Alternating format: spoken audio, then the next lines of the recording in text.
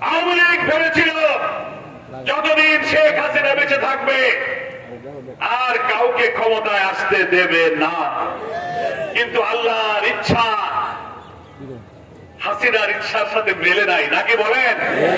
বাংলাদেশের মানুষ রাজনৈতিক দলের উত্তাল আন্দোলনকে ব্যর্থ করে দিয়ে শেখ হাসিনা যখন কর্তৃত্ববাদী ফ্যাসিস্ট খুনি হয়ে উঠল, আত্ম অহংকার, দাম্ভিকতা, আক্রোশের সীমা ছাড়িয়ে আল্লাহর অসন্তুষ্টি আক্রোশ যখন জোগাড় করলো, বাংলার মানুষ জুলাই আগস্টে তুমুল আন্দোলনে কিন্তু ফুঁসে উঠলো। কে বলেন ঠিক কিনা?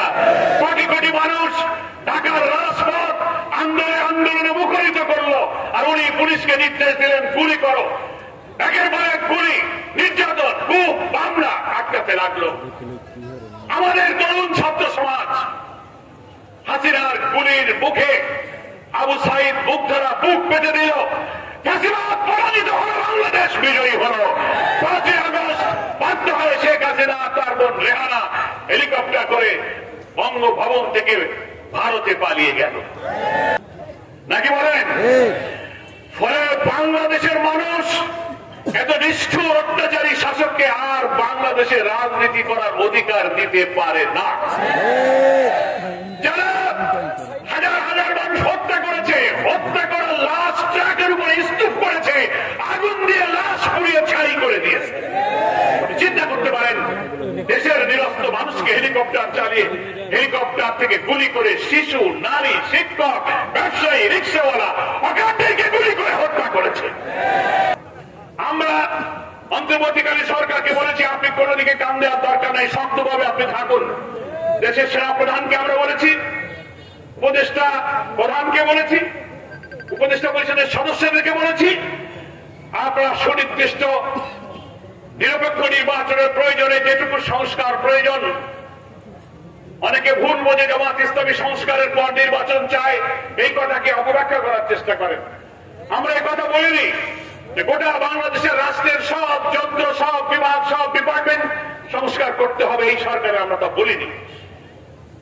রাষ্ট্রের সব অর্গান, অঙ্গ, বিভাগগুলো করাপ্ট হয়ে গেছে, দুর্নীতিগ্রস্ত, দলবাজ, চুরি দুর্নীতির আখড়া হয়ে গেছে। এই 2-6 মাসে এই রাষ্ট্রের সব সংস্কার করা ওঠা সম্ভব না, কি বলেন ঠিক কিনা? গ্রামে কয় যে সর্ব অঙ্গে ব্যথা, ওষুধ দিব কোথা? রাষ্ট্রের সর্ব অঙ্গ ক্ষত হয়ে গেছে, তা আমরা বলেছি যে সর্ব অঙ্গে ওষুধ এখন দেওয়ার দরকার নাই।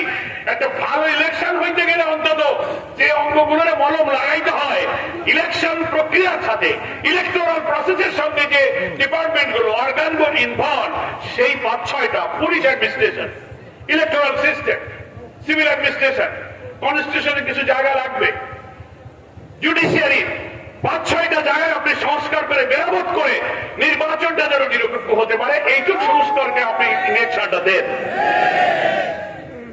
এইটুকু সংস্কার করতে যে কয়দিন সময় লাগে, জামাত ইসলামী সেই সময় দিতে রাজি আছে। আমাদের কিছু বন্ধু সংগঠন বলে যে জামাত দেরিতে ইলেকশন চায়, ইলেকশন চায় না। সেই বন্ধুরা মধ্যে পাগল হয়ে গেছে, কালকে ইলেকশন দিলে ভালো হয়। কেন এত ব্যস্ত কেন? যে নির্বাচন সুষ্ঠু করার জন্য 15টা বছর অপেক্ষা করতে পারলাম, সেই নির্বাচন যদি দিয়ে আবার ওই 14, 18, 24-এর মতো হয়, তা সেই রক্ত দিয়ে লাভ কি? এই 2000 জীবনের মূল্য কোথায়? আমরা যদি আর 2-4 মাস অপেক্ষা করতে হয়, রাজি আছি। আমরা কোনো বছর, মাস, দিন, ক্ষণ, ঘন্টা বেঁধে দেইনি। আমি রাষ্ট্রের কর্তৃপক্ষকে বলবো, আপনারা নির্বাচনের সুনির্দিষ্ট রোডম্যাপের সম্পর্কে দুপুরে জাল তৈরি হয় এমন কোন কথা বলার দরকার নেই। আপনারা কেউ বলতেছেন 18 মাস, কেউ বলতেছেন আগামী বছরের অর্ধেক, কেউ বলতেছেন মার্চ, কেউ বলতেছেন ডিসেম্বর। বহু একতলাফ, একতলাফ দরকার নাই। আমরা বলছি কি, আপনার সংস্কারগুলো করতে যে কয়দিন লাগে আপনি করেন। আপনি বলছেন ডিসেম্বর, বলেন then March, then June, then we have no complaint, but provided আমার শর্ত হলো ইলেকশনটা যেন নিরপেক্ষ হয়, আমরা যেন ভোট দিতে পারি। তাই এই কথা বলা কি জামাত ইসলামীর দোষ? না। কারণ কি, যে আমরা তো ভোট কাটতে পারবো না, আমাকে টাকাও নাই, মাস্টারও নাই। যাকে টাকার বস্তান আছে তারা তাড়াতাড়ি দাও, আমরা কাটি খুঁটে ভরে নেবো রাত্রে। বাবা আমরা তো কাটতে পারবো না, ওই জন্যই এই কাটনেওয়ালা যারা তারা পাগল হয়ে গেছে। একটা শাসকের পরিবর্তন হওয়ার পরে আমরা তো ভেবেছিলাম দেশটা শান্ত হবে, আর চাঁদাবাজি মস্তানি মারামারি হবে না। Bus stand, truck stand, tempo stand, Balurghat, হাট ঘাট, মসজিদ কমিটি, স্কুল কমিটি, হাট কমিটি, 5ই আগস্টের পরে কি আবার তাই শুরু হয়েছে না? এগুলো কি জামাত ইসলামের লোকেরা করে? কি হলোটা কি রক্ত দিয়ে? আরে কথা কইতে গেলে কেউ কেউ আমার কষ্ট পায়, বলে আমাকে কইছে, আমি কি কারো নাম কইছি? আপনি খেপেন কেন? তাদের বোঝা যায় আপনি আকালটা করেন, ওই জন্য খেপেন। আপনি খেপেন কেন? ওই যে ছোটবেলায় বাচ্চাদের কাছে শুনছি ঠাকুর ঘরে কে?